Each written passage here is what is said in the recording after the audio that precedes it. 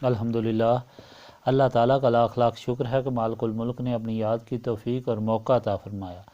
لاکھوں اور کروڑوں درود حضرت محمد مصطفیٰ صلی اللہ علیہ وآلہ وسلم پر، جن کے طفیل مالک الملک نے یہ مہربانی عطا فرمائی۔ سامعین کرام، اللہ تعالیٰ نے قرآن پاک میں ارشاد فرمایا، اعوذ باللہ من الشیطان الرجیم، بسم اللہ الرحمن الرحیم۔ تمہاری حالت بھی ویسی ہی ہے جیسی تم سے پہلے لوگوں کی تھی۔ وہ زیادہ تھے قوت میں تم سے اور مال اور اولاد کی کثرت میں۔ لطف اٹھایا انہوں نے اپنے حصے سے اور تم نے بھی لطف اٹھایا اپنے حصے سے، اور اسی طرح جیسے لطف اٹھایا انہوں نے جو تم سے پہلے گزرے اپنے حصے سے، اور تم بھی ڈوبے رہے ظلمت میں جیسے وہ ڈوبے رہے تھے۔ یہی وہ لوگ ہیں ضائع ہوئے جن کے اعمال دنیا اور آخرت میں، اور یہی نقصان اٹھانے والے ہیں۔ کیا نہ آئی خبر ان کے پاس ان لوگوں کی جو ان سے پہلے گزرے ہیں، قوم نوح، عاد، سمود اور قوم ابراہیم اور اہل مدین کی، اور وہ بستیاں جنہیں الٹ دیا گیا تھا۔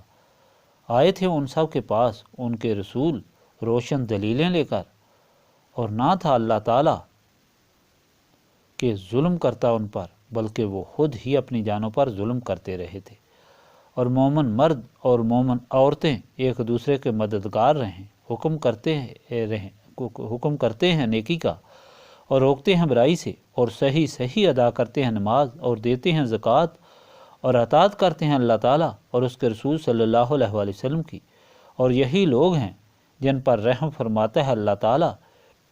بے شک اللہ تعالیٰ غالب حکمت والا ہے۔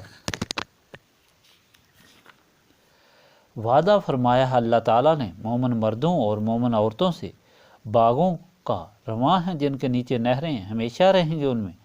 نیز وعدہ کیا ہے پاکیزہ مکانات کا سدا بہار باغوں میں، اور رضائے الہی ان سب سے بڑی نعمت ہے، اور یہی تو بڑی کامیابی ہے۔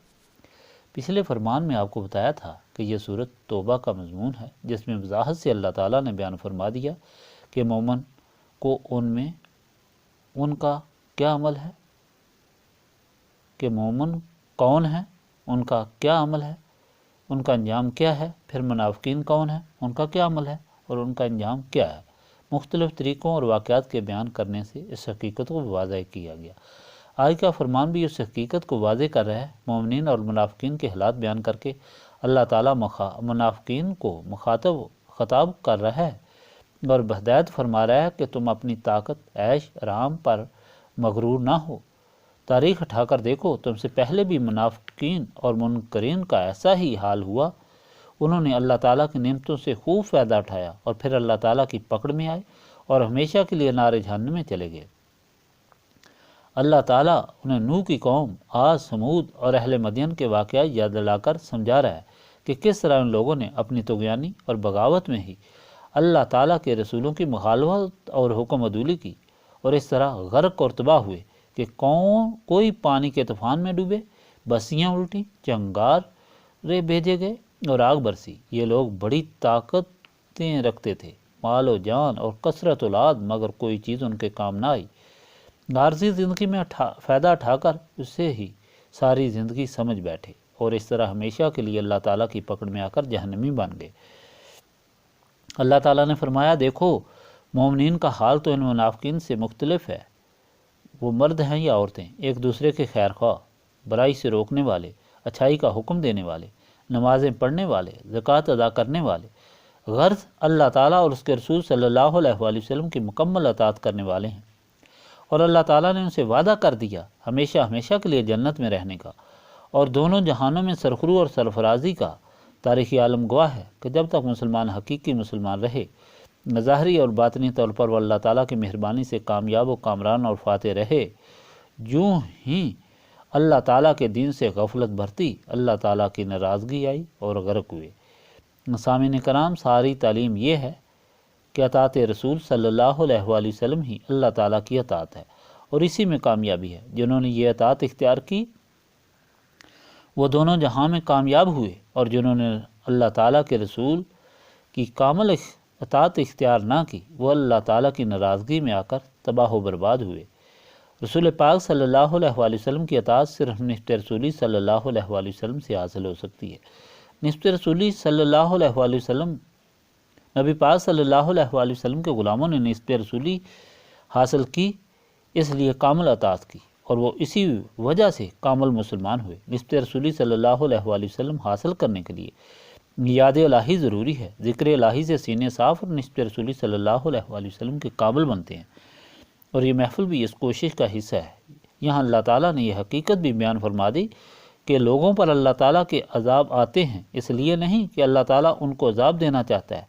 اللہ تعالیٰ نے تو عذاب سے بچانے کے لیے اپنے رسول بھیجے، جنہوں نے ہر طرح سے اپنی قوم کو سمجھایا، لیکن پھر بھی انہوں نے نہ مانا۔ ان کا عمل ان کے اپنے لیے ظلم بن گیا۔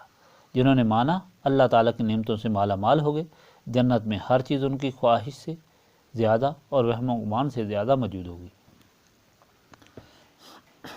اور جب باغوں میں تختوں پر بیٹھے ہوں گے تو اللہ تعالیٰ پوچھے گا، کیا تم راضی ہو؟ وہ عرض کریں گے، بے شک۔ رب العالمین فرمائے گا، اب میں تم کو کچھ اور دینا چاہتا ہوں جو اس سے بھی زیادہ ہے۔